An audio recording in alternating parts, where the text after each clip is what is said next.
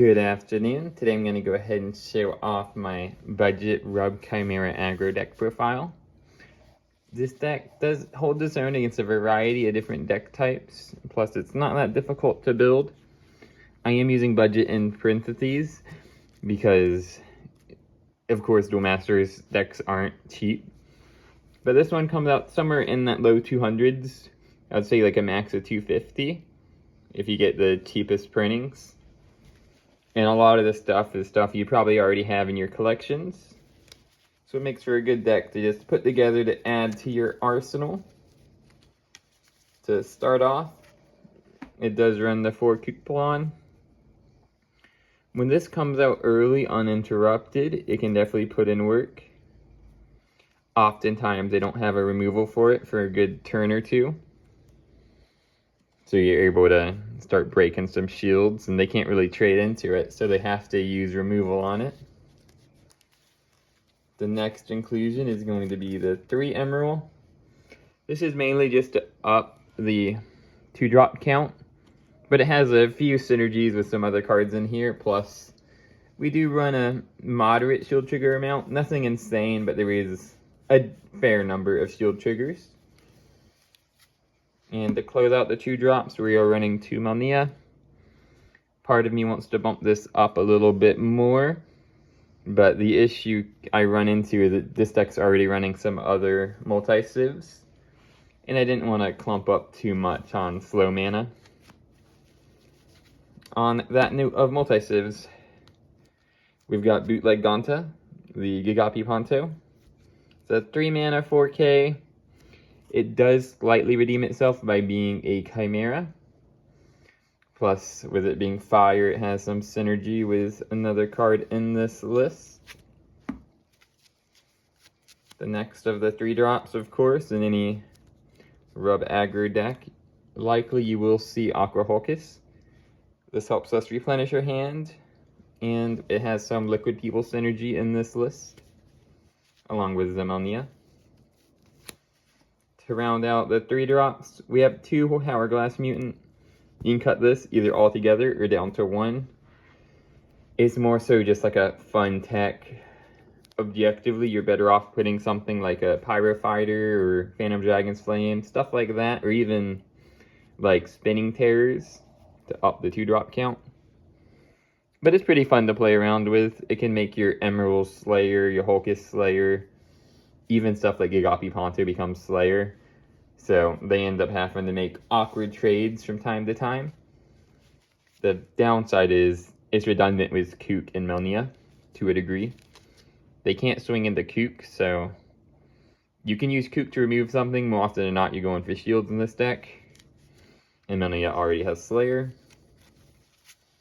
Next up, we have our 4 Gigabalza.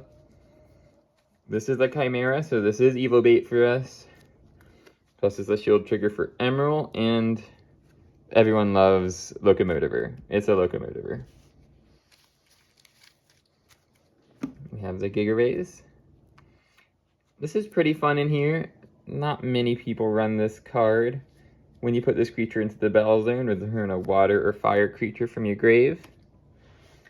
Oftentimes you have stuff like Melnia in the grave, even stuff like Hulkus. All of these are currently targets.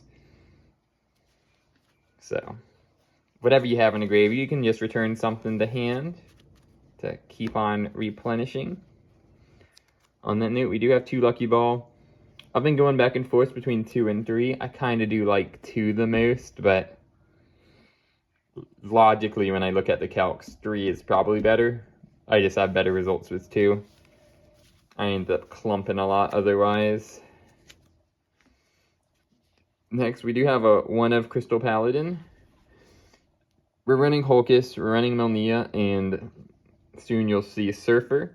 So we have a good number of Liquid People to make use of it. Now on to the 5 drops. Of course, running Searing Wave. This is very good at clearing out walls, so then you can swing without the threat of being traded into. Very good when you get it on like turn 5 or 6. And of course, the boss of the deck is Gigazabal. Oftentimes I'm just putting it into mana, but it's kind of like a Crystal Lancer in a way. There's not too many decks anymore that only run like water or darkness blockers. The decks that run darkness blockers happen to have light, so that light stealth does kick in. So it's kind of 5 mana, double breaker, unblockable. And then the last is just more shield triggers. We've got the 4 Surfer. And then 2 Terror Pit. The color balance is pretty fair where it's at. I do want slightly more fire. So that's kind of where moving this into like a Phantom's Dragon Flame kicks in. There's times where I'm at like turn 2 or turn 3. My only 2 drops like a Kook, or I have like just a Gigapi Ponto, but no fire mana, so that's probably the change I would make here in the future, is 1 or 2 more fire cards. It's currently at perfect 40. You could probably get away with going to 41 or 42 if you really wanted as well. I just wouldn't ruin the 2 drops. We're kind of cutting it close on 2 drops.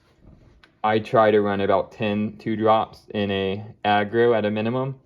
Here we're currently at 9, so you don't want to cut any of these yet unless you're swapping for another 2 drop.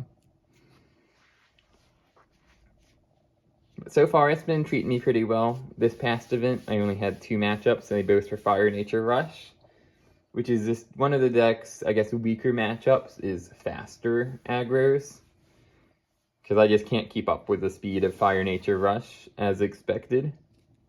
Even with all these triggers, Fire Nature Rush just summons after summons after summons. And you don't really have much early removal for Rush decks, because there's not a removal spell below 5 and 6.